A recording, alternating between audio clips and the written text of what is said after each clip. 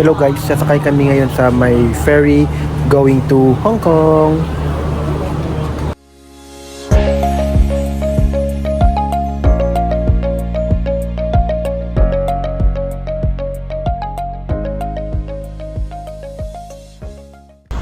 Medyo late na rin kami kanina na dumating dito sa Hong Kong kasi nga aside sa medyo naligaw kami sa may MRT station is that paglabas namin ng station dito is malakas ang ulan.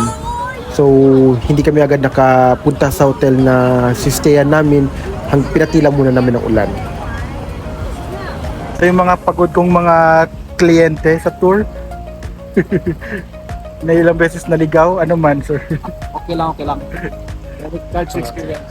O, diba? Ito pa yung isang madam-madam. Kumusta ang tour nyo, madam? 1, 2, 3. Isa pa. 1, 2, 3. Isa pa. 1. Nasa kaya. 1, 2, 3. Yan na.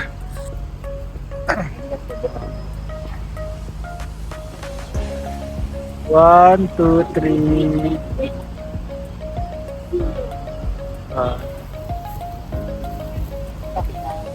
Okay. Yung nabukong accommodation is dito lang sa Tsim Sha Tsui.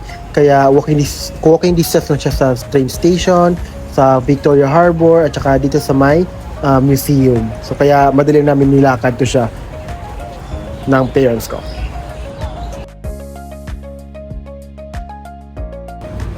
So, pagod na ba ang Disney Princess? Actually, yung hotel namin is sa Chongqing Mansion ako nag-book. So, pero guys, kung okay siya for solo traveler, pero kung with family ka, hindi ko siya ina-advise na doon kayo mag-stay. Kasi nga, basta. So, ito na nga, di ba? Weekday siya guys, pero ang dami pa rin mga turista dito na pupunta. And then, pati ko almost lahat, hindi naman almost lahat, pero mostly, mga Chinese tourists din. So, napaganda ng place, chill lang, malamig.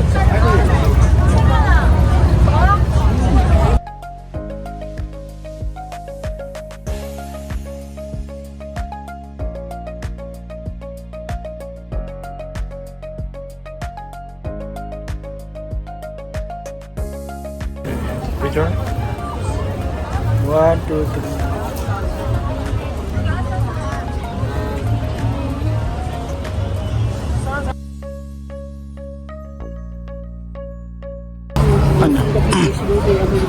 So ayan po, naglalakad na kami ngayon, pauwi na ng aming hotel. Kung yun yung titignan, ang ganda rin ng mga infrastructure dito sa Hong Kong. Nakaka-amaze din, kagaya ng Macau, di ba? Ang ganda. Hindi ka makanto? Candidates. Ano pa Kennedy? Pa Victoria Street daw, di ba? Pa Victoria Street ka, di ba? Mano ka dito? Ikaw dili ko to? Oh, mano?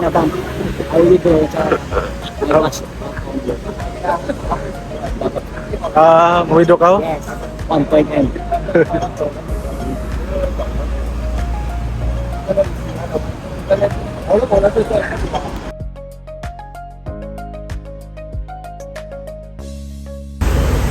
So nandito na kami ngayon sa meeting place namin dito sa Central Market sa may Central Hong Kong.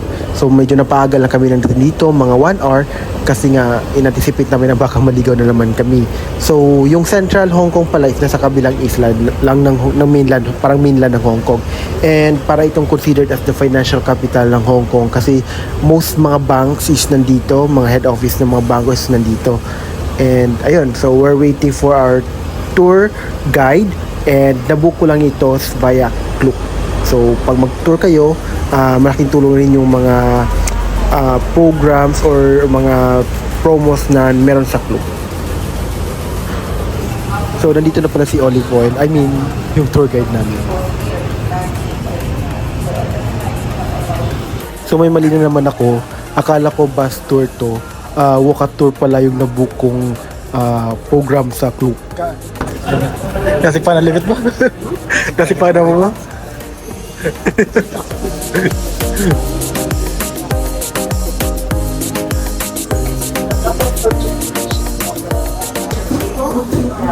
So, small group lang yung tour na to and at the same time, pito lang kami dito sa tour na to.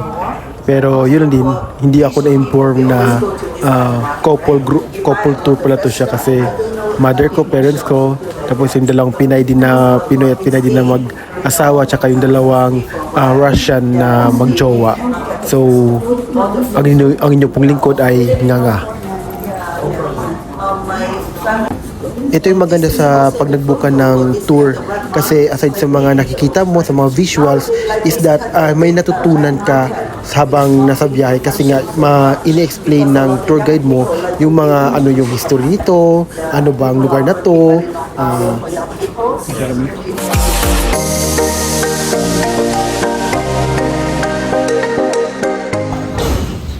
Tinatahak na namin ngayon yung longest, sabi daw is longest escalator.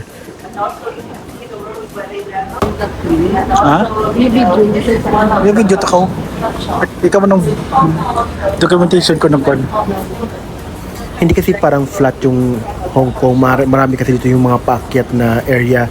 So kaya siguro ginawa yung walk escalator na to is para mas mapadali yung buhay ng mga citizen dito sa Hong Kong. Galing, di ba? Kasi yung nanay kong sipag na sipag maglakad. For the tour and peg. It's man lang na yun.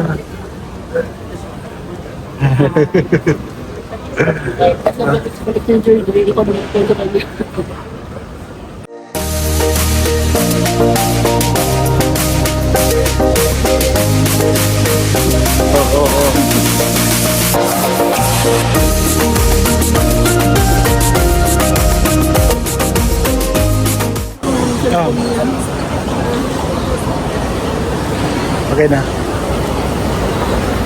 Say what parts of his wife. You don't need to come home. We'll send to just Tracy. If you think they to send to the jail.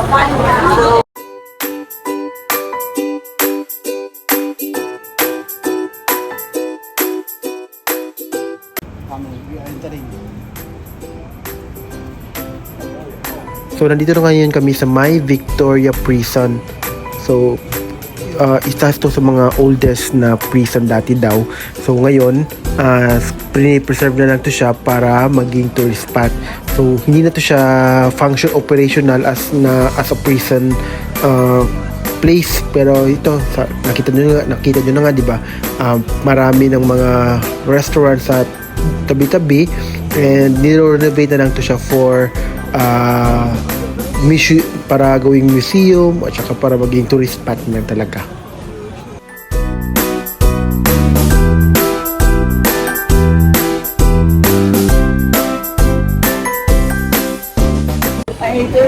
So, ngayon dito sa may Hong Kong is medyo mainit. Summer na summer pa rin yung panahon dito. At saka kailangan, maninipis lang ng damit yung susutin nyo. Light colors para at least diba hindi presko pa rin tignan. And I'm sorry parents, akala ko bus tour yung nabook ko, hindi walk tour. Pero kaya yan for the sake of travel.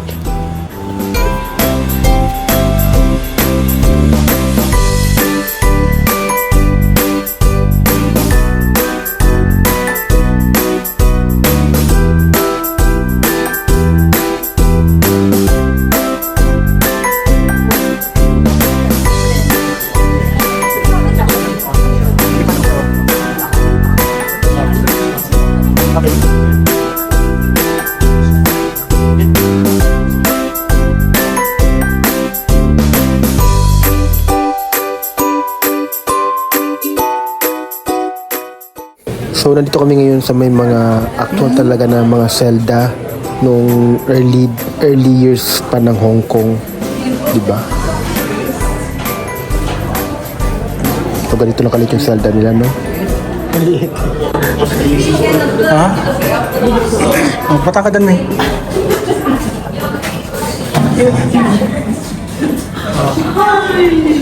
Pa-please ako dyan.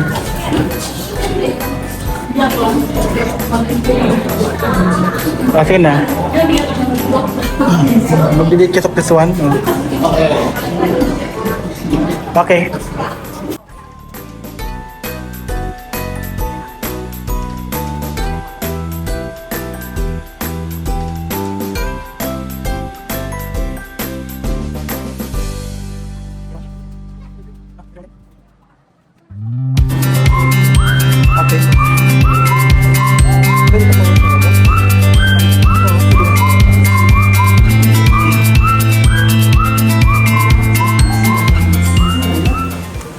Pagpasok mo dito sa area na to, parang lobby niya, makikita mo dito yung miniature ng Victoria's Prison at saka fully air conditioned na rito siya. And then dito naman yung kanilang parang timeline na naka-multimedia na rin. So may mga video presentation na rin na pinapakita ano yung mga important na nangyari sa mga taon na to. So ganoon na. Sabi ng aming tour guide na yung escalator daw is paakyat na rin tuloy-tuloy yan paakyat sa taas, pero hindi na kami tutuloy doon kasi nga pag tinuloy pa namin doon, problema na namin kung paano kami bumaba kasi yung escalator is going up lang, yung pababa naman is kailangan mong magbukaton talaga by stairs. So ngayon is papunta na kami sa aming lunch place, restaurant na sinabi ni tour guide na doon kami kakain kasi magla-lunch break na rin naman. Pa-lunch na rin pala.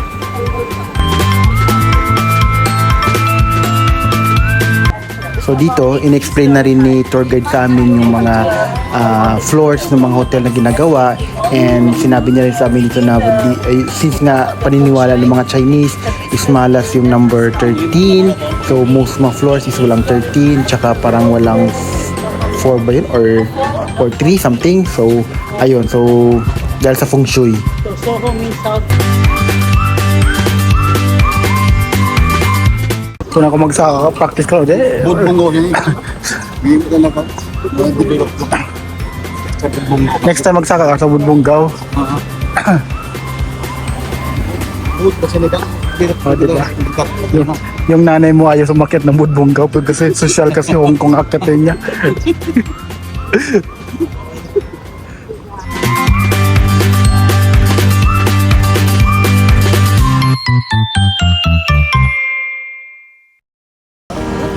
So akala ko magla-lunch na kami, pero nandito pala kami ngayon sa may parang tenement ng mga police officer dati. So walking distance lang siya from the prison.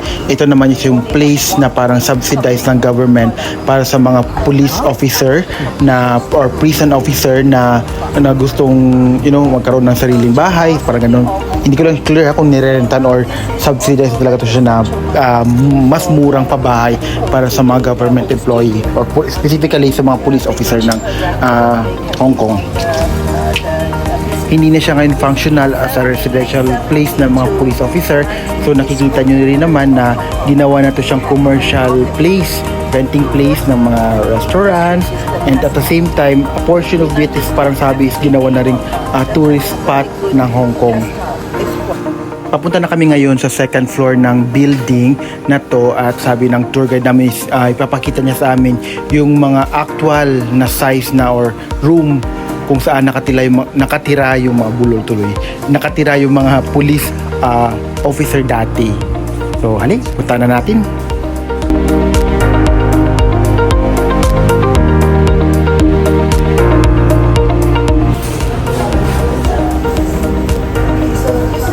Of the dormitory, how the marine police to stay in the old time.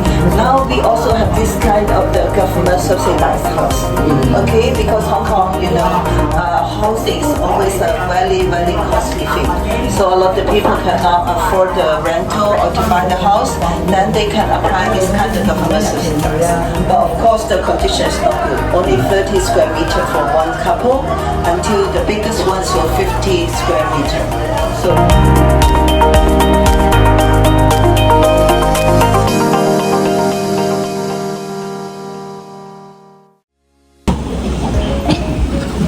So mother, ilang kilometer pang lalakad.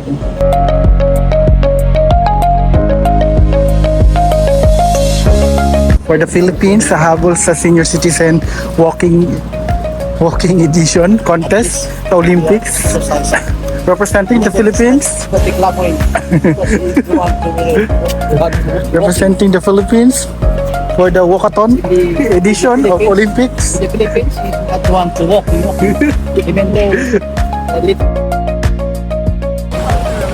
Akala ko after yung tenement visit namin, lunch break na, yun pala, pupunta pa kami dito ngayon sa last stop namin bago talaga na magla-lunch na. Ito yung parang ano ba tawag dito? Para siyang temple. So guys, ang init ng panahon ngayon, sobra. So mas prefer na pag magbunta kayo ng Hong Kong, siguro doon yung winter konti, at least di ba malamig-lamig, iwas heat stroke, or kung summer man, inom ng maraming tubig para hindi tayo ma-heat stroke.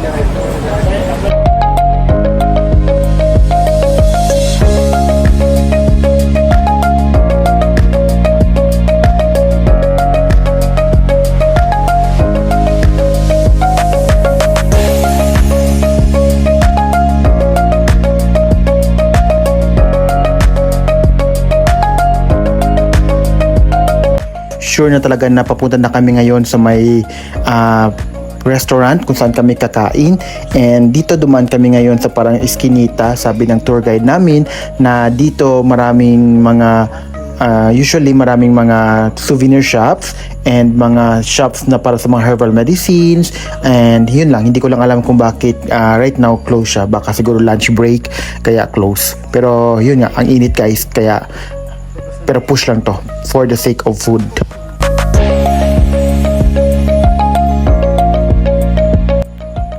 So bago kami pumunta ng restaurant is may disclaimer na tong tour guide namin, na sabi niya daw is yung restaurant na pupuntahan namin is maraming tao pupunta pero famous siya, pero usually famous siya sa mga elder one sa mga matatanda, and nagsiserve talaga to sila ng mga authentic na mga Chinese cuisine.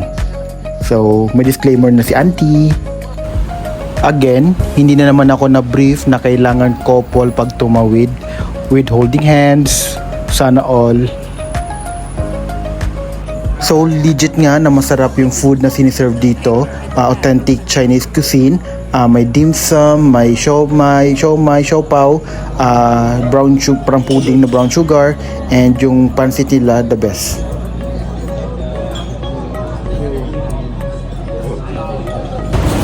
So nabusog ka man din sa pagkain after heavy breakfast, heavy lunch. Yes. My followers.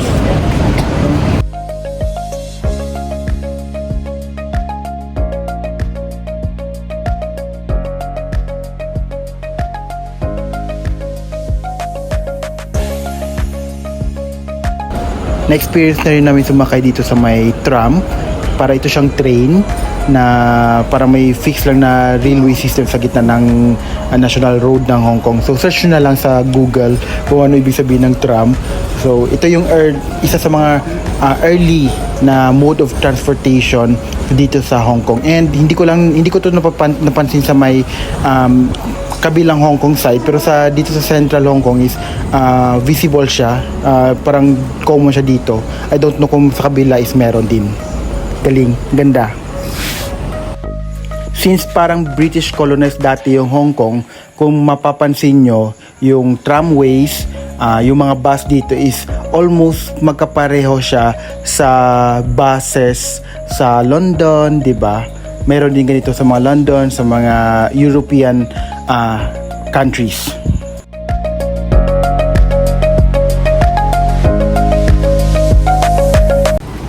Naglalakad na kami ngayon, papunta na kami ngayon sa pier ng Star Ferry dahil sasakay na kami uli ng barko, papunta na naman sa may Victoria Harbor sa kabila.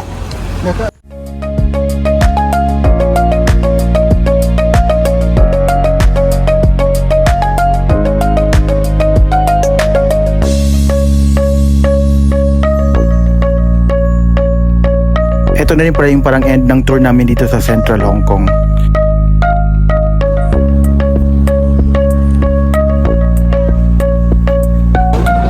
Titikim si Mami ng favorite niya ng famous fishbowl ng Hong Kong.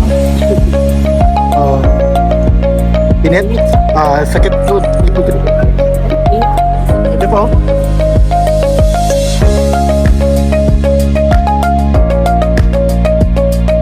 Pwede kakado ito.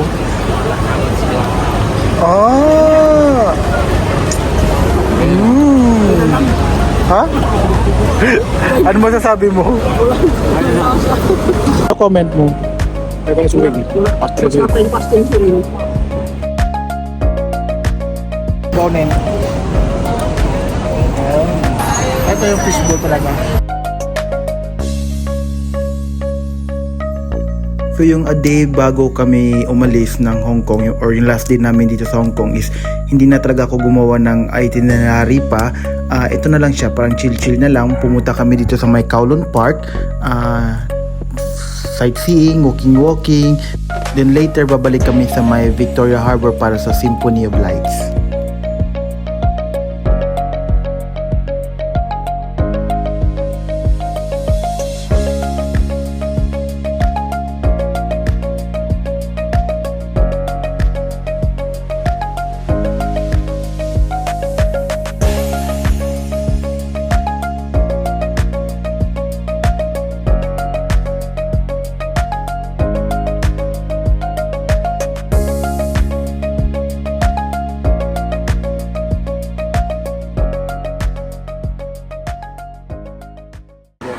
Sana yung ginagawang subway ngayon sa Pilipinas, sana ganito rin siya kaganda, no? Malamig, fully air condition.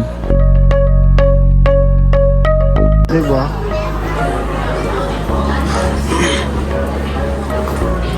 So, di ka makadto.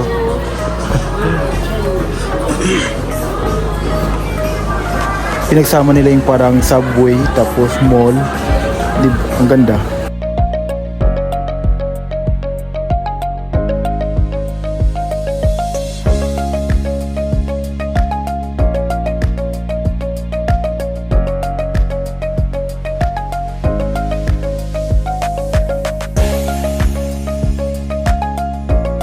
Pag nagta-travel ka, huwag kang matakot mag-explore, huwag kang matakot magkamali. Remember, okay lang magkamali, okay lang malito, meron naman tayong Google Map. Tsaka yung mga ligaw moments natin na yan, isipin na lang natin na part yun siya ng exploration natin sa lugar na pinupuntahan natin. Hindi siya isang pagkakamali, kundi isang experience, 'di ba? Na ma-discover ang ibang side ng lugar na binibisita natin.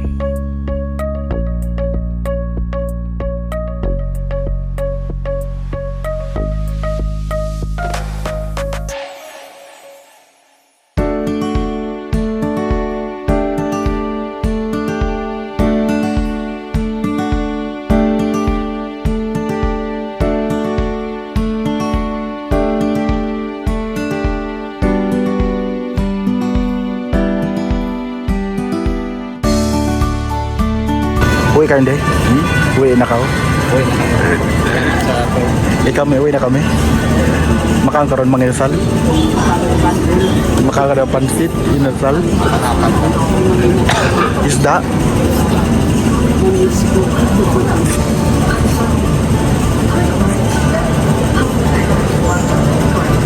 I guess hanggang dito na lang muna yung video ko. Hopefully nakabigay ako sa inyo ng ideas ng mga what to expect sa mga first time traveler.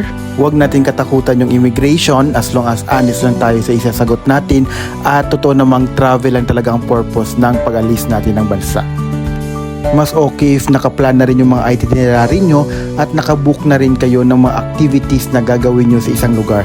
Anyway, marami rin naman ng mga travel apps na available ngayon sa internet. Pwede nyo i-download yun at saka makabook doon ng mga activities na suitable sa lugar na pupuntahan nyo. Again, thank you for watching. See you sa next vlog.